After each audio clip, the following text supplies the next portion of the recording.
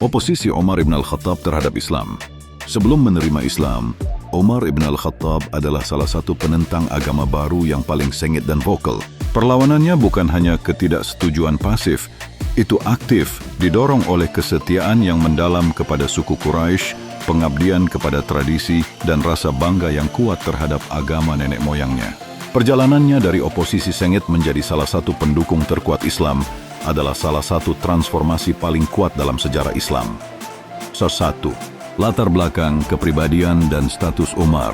Sebelum Islam, Umar dikenal di Mekkah sebagai orang yang kuat, dihormati, dan tangguh. Ia berasal dari klan Banu Adi dari Quraisy dan memegang posisi duta besar dan arbitrator dalam perselisihan suku.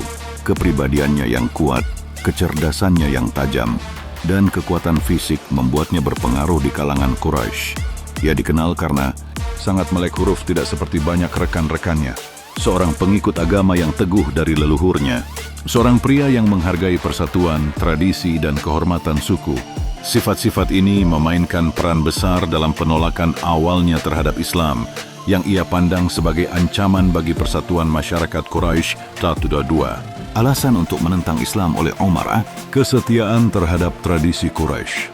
Umar meyakini Islam menyebabkan perpecahan dalam masyarakat Mekkah. Islam menyerukan kesetaraan antara budak dan orang bebas, kaya dan miskin, menantang struktur kelas berdasarkan Quraisy. Perlindungan agama leluhur.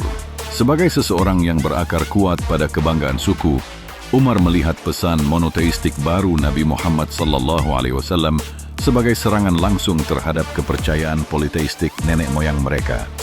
Ketidaksukaan pribadi Nabi Muhammad SAW. Seperti banyak pemimpin Quraisy, Umar memandang Nabi Muhammad SAW sebagai seseorang yang memecah belah keluarga dan tidak menghormati dewa-dewa suku. Hal ini memicu kemarahan dan oposisinya di ketakutan politik dan sosial. Kaum Muslim awal sebagian besar berasal dari segmen masyarakat yang lebih lemah, budak, orang miskin, dan wanita. Penyebaran Islam yang cepat mengancam struktur kekuasaan yang ada, yang menguntungkan orang-orang seperti Umar. 3. Tindakan terhadap Islam dan Muslim. Umar aktif menganiaya umat Islam selama tahun-tahun awal Islam. Dia dilaporkan memiliki, di depan umum menghina Muslim dan Nabi SAW. Secara fisik menyalahgunakan beberapa orang yang lemah. Berkomplot untuk membunuh Nabi Muhammad SAW dalam upaya untuk mengakhiri kekacauan yang diciptakan Islam. Menurut salah satu riwayat, kebenciannya semakin kuat sehingga ia memutuskan untuk membunuh Nabi SAW sendiri. Dengan pedangnya terhunus, dia berangkat untuk memenuhi misi ini. Tetapi sesuatu yang tak terduga mengubah jalannya hidupnya selamanya. 4. Titik balik. Konversi saudarinya.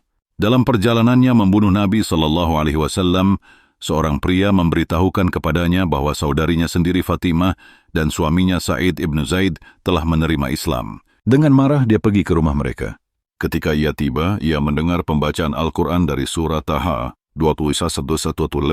Setelah konfrontasi dan menyerang mereka secara fisik, dia tenang dan meminta untuk membaca apa yang mereka baca. Setelah mendengar ayat-ayat itu, sesuatu di dalam hatinya berubah. Kata-kata Al-Quran melunakkan kemarahannya dan membuka pikirannya. 5. Penerimaan Islam.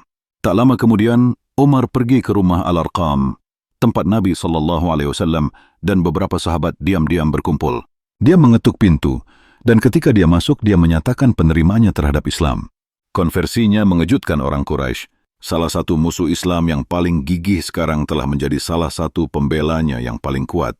Kaum muslimin yang pernah beribadah secara rahasia mulai berlatih lebih terbuka dengan dukungan Umar. Kesimpulan dari musuh ke sekutu. Penentangan Umar terhadap Islam sangat keras, tulus, dan berakar pada kebanggaan, ketakutan akan perubahan, dan cinta terhadap tradisi. Tapi ketika kebenaran sampai di hatinya, dia tidak ragu untuk meninggalkan keyakinan lamanya.